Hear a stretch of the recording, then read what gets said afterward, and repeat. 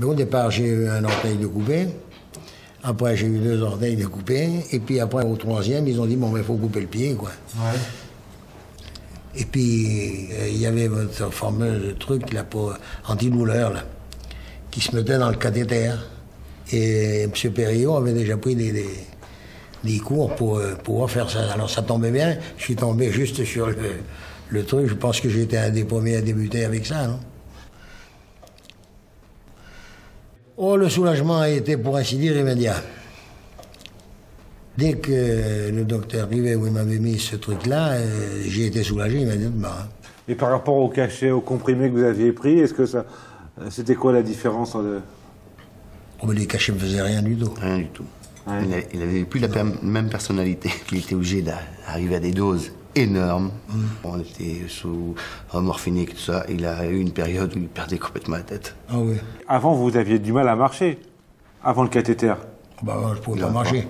Je marchais dans le fauteuil roulant. Hein. Ouais. Ah oui, je pouvais pas poser le pied. Et avec le cathéter, ça a changé les choses. Après, ça a changé les choses. J'ai beaucoup moins eu mal, alors j'ai mis le pied par terre. D'accord. Ça faisait même beaucoup. Ah oui, ça oui. Même presque un peu de trop. Ça, c'est un engin à recommander. Alors, je démarre. Hop là. Alors, qu'est-ce qu'il vous faut que je vous fasse comme Tour de France? Ces patients porteurs d'artérite ont des lésions anatomiques d'athérome qu'on connaît bien, très généralement provoquées par le tabac, mais on a aussi beaucoup de diabétiques qui sont plus difficiles à traiter. Et puis, il y a toutes ces artérites avec menace sur le membre, c'est-à-dire des gens qui sont en stade 3, qui ne peuvent plus dormir la nuit, qui souffrent et dont le retentissement sur la vie est non seulement fonctionnel, mais aussi presque vital, puisqu'on ne peut pas rester sans dormir éternellement, l'état général se dégrade.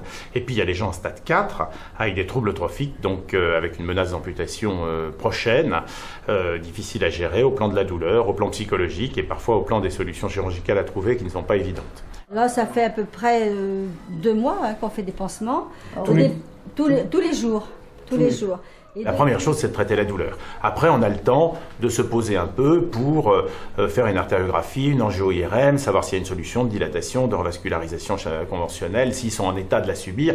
Mais la première chose à faire, c'est de traiter la douleur pour qu'on puisse avancer dans des conditions de sérénité normale. Et c'est là qu'on a vraiment un énorme bénéfice avec le cathéter peupliqué. Je crois qu'on a très vite réagi bien, parce qu'on a été satisfait de voir des patients arrêter de souffrir. Nous, on était soumis à la pression de ces gens dont je parlais tout à l'heure, qui rentraient, qui voulaient une solution qu'on n'avait pas ou qu'on n'avait pas tout de suite, des familles qui venaient nous voir tous les jours en nous disant c'est insupportable. En plus, les chirurgiens, ils ont vite fait de répondre, nous on ne sait pas traiter la douleur, donc voyez l'anesthésiste. Puis on mettait ces gens plus ou moins sous morphine, sous autre chose. Ils étaient complètement shootés, ils avaient les inconvénients de ces pathologies-là. Et en plus, ces patients qui souffraient de patients chroniques qu'on nous amenait, une fois qu'on les avait dans l'établissement chirurgical, plus personne ne souhaitait les reprendre, la famille surtout pas, parce qu'à la maison, ces pauvres gens étaient dans des situations terribles. Les centres de convalescence ne sont pas adaptés pour ça. Les centres spécialisés, on n'a pas une place du jour au lendemain. Et donc, on avait toujours ce qu'on appelait, entre guillemets, enfin, je suis désolé de le dire, mais les pieds pourris, dans le fond du service de septique, qui prenait beaucoup de temps en soins infirmiers, qui prenait pas mal de lits d'hospitalisation pour des gens à qui on ne donnait pas des solutions formidables. Je sais pas, mes chéris, je sais pas du tout.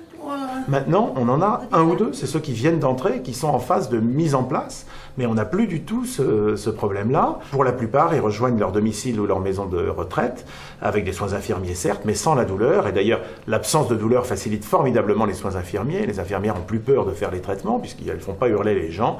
Et ça, c'est un avantage formidable pour nous, pour les patients et pour les établissements d'hospitalisation. Cette dame, elle a 96 ans. Maintenir quelqu'un de 96 ans à domicile avec des lésions d'artérite comme vous avez, n'importe où ailleurs, vous auriez été hospitalisé et vous seriez toujours à l'hôpital.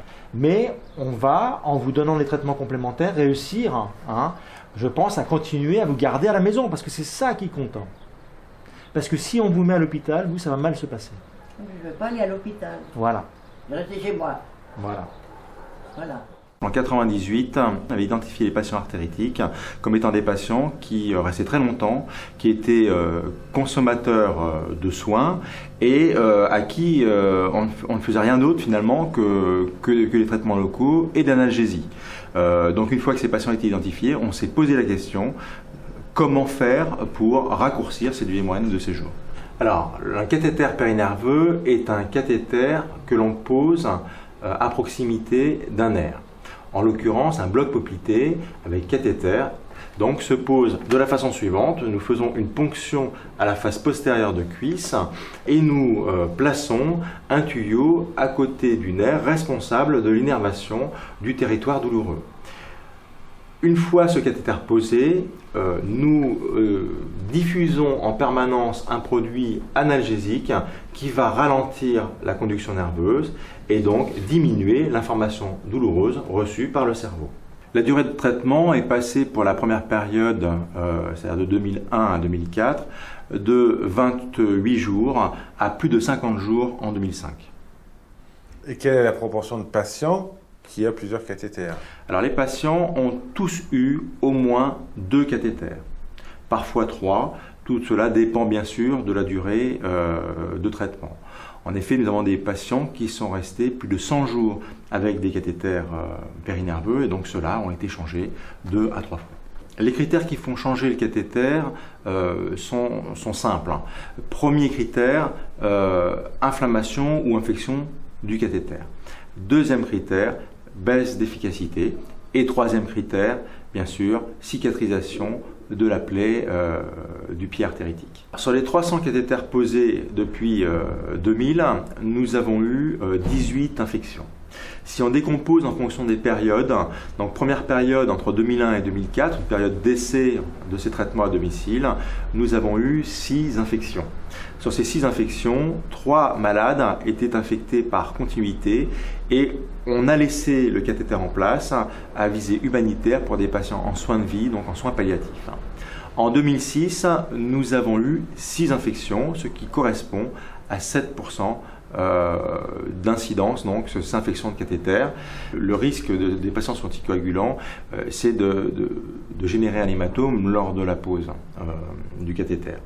Il est également clair qu'il y a un certain nombre de complications qui sont potentielles, comme un risque de surdosage, un risque de myotoxicité, un risque de toxicité neurologique et enfin un risque infectieux.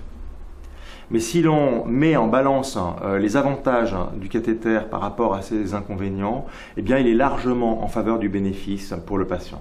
En effet, on permet au patient de n'avoir quasiment plus aucune douleur, ce qui permet des soins infirmiers efficaces, une cicatrisation, une sortie à domicile précoce avec des durées moyennes de séjour qui ont baissé de façon importante puisqu'on est à 80% de moins de durée moyenne de séjour que la moyenne nationale. Enfin, on peut dire qu'un patient qui retourne chez lui est un patient qui a une morbidité et une mortalité moindre avec une resocialisation. Et donc on voit un certain nombre de malades qui reprennent une activité et une vie sociale normale.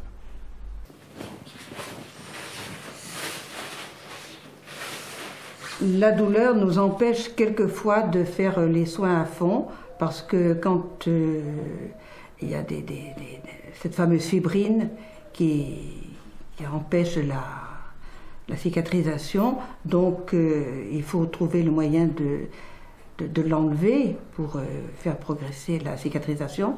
Donc ça, c'est un gros problème. Vous n'avez pas eu d'hésitation quand on vous a proposé ça? Non. Non.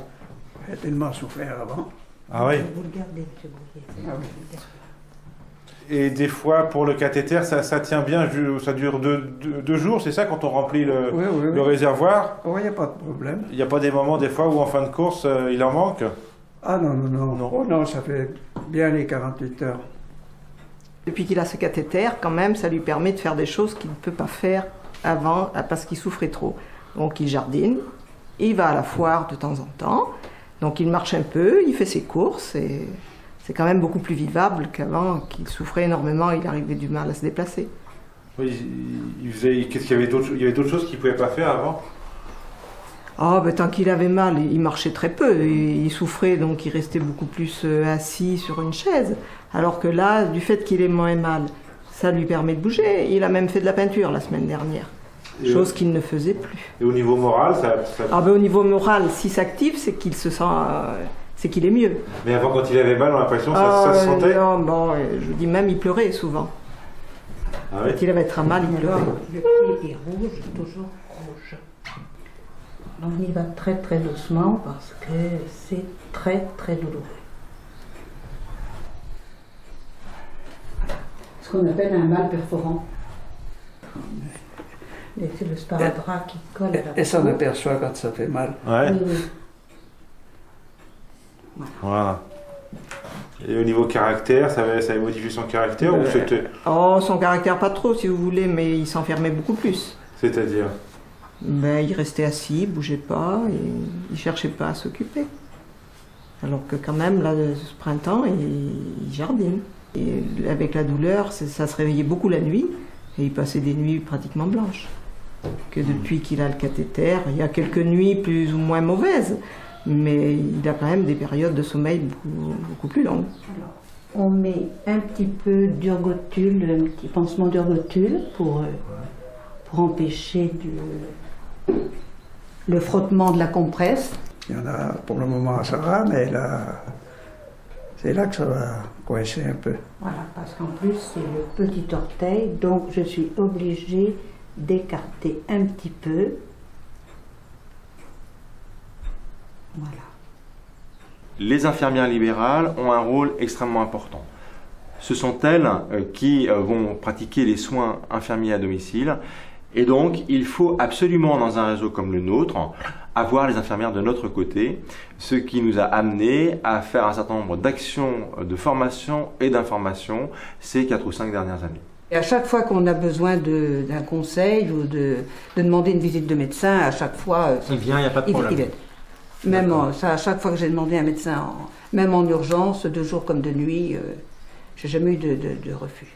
Bon, finalement, donc le fait d'être assez loin, profondément dans la Charente, n'est pas un obstacle pour prendre en charge, même avec des techniques un petit peu compliquées, donc des patients comme Monsieur Brouillet, donc à domicile. Non, et d'autant plus que bon, vous êtes présent. votre service est présent, téléphone aux patients. D'accord. Le fait qu'on appelle le patient rassure aussi. SOS Douleur Domicile est une association loi 1901. Qui a son siège social donc complètement à part, en dehors de tout établissement de soins, ce qui fait qu'il peut bénéficier à tous les établissements d'hospitalisation de la Charente. Alors le réseau a été conçu pour des problèmes de rémunération des professionnels de santé sur des actes qui n'existaient pas dans leur nomenclature. Le gros problème qui s'est posé ensuite, c'est quand il a fallu faire sortir ces patients dans d'autres institutions, dans aussi leur lieu de vie. Hein. Leur lieu de vie à domicile, c'est aussi des maisons de retraite, c'est aussi d'autres lieux comme ça. Je me rappelle une fois être intervenu personnellement avec Eric dans le bureau, au bloc opératoire, d'un patient qui devait sortir dans une maison de retraite, et les infirmières du service avaient reçu un appel en disant que pour faire sortir ce patient, il fallait que ce dispositif soit enlevé. Je ne sais pas si tu t'en rappelles, Eric, moi ça m'a posé un gros problème, parce que je me disais, et je savais, par rapport à ce qu'on m'avait dit, que si on enlevait ce cathéter, ce patient allait souffrir. Donc ce patient allait souffrir, donc allait revenir. Le but quand même, c'est qu'on ne voit plus les patients, nous. Non pas qu'on ne veut plus les voir, mais ça veut dire qu'on a apporté quelque chose de la dimension du soin. On y va? D'accord. Vous me dites si vous ressentez quelque chose.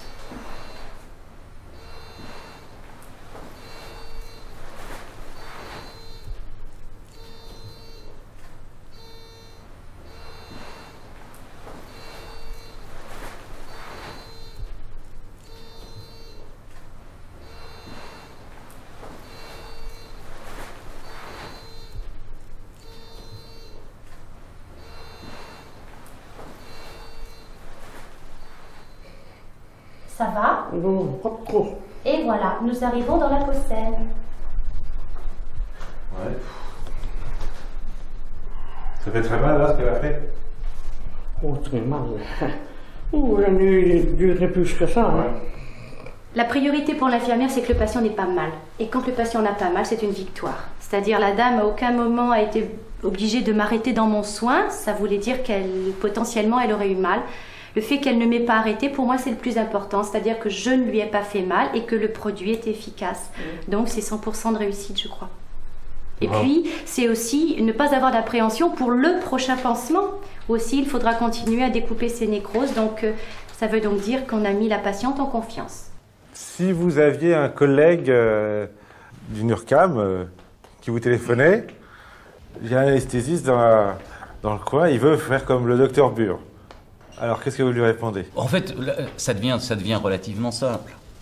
Ça devient relativement simple parce que sur ce réseau, maintenant, on a du recul, il y a un cahier des charges, il y a des modalités de financement, il y a des modalités de pratique. Donc moi, ce que je dirais avant tout, c'est que son promoteur devrait au minimum se rapprocher du promoteur de la Charente, qui va bientôt être un commis voyageur des réseaux douleurs. Mais que dire de plus? Il faut un promoteur qui ait envie de s'engager, qui soit motivé. Je veux dire, tous les projets, on s'en rend compte, chaque fois que ça marche, c'est parce qu'il y a des médecins, des professionnels de santé qui viennent et qui nous tannent un peu et qui ont vraiment envie de faire quelque chose.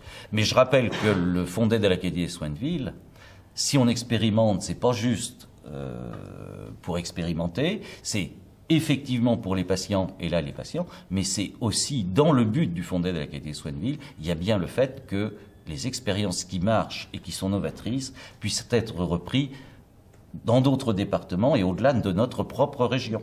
Donc c'est pour ça que moi je suis content d'essayer de convaincre des gens de reprendre cette expérience ou de tenter de la reprendre.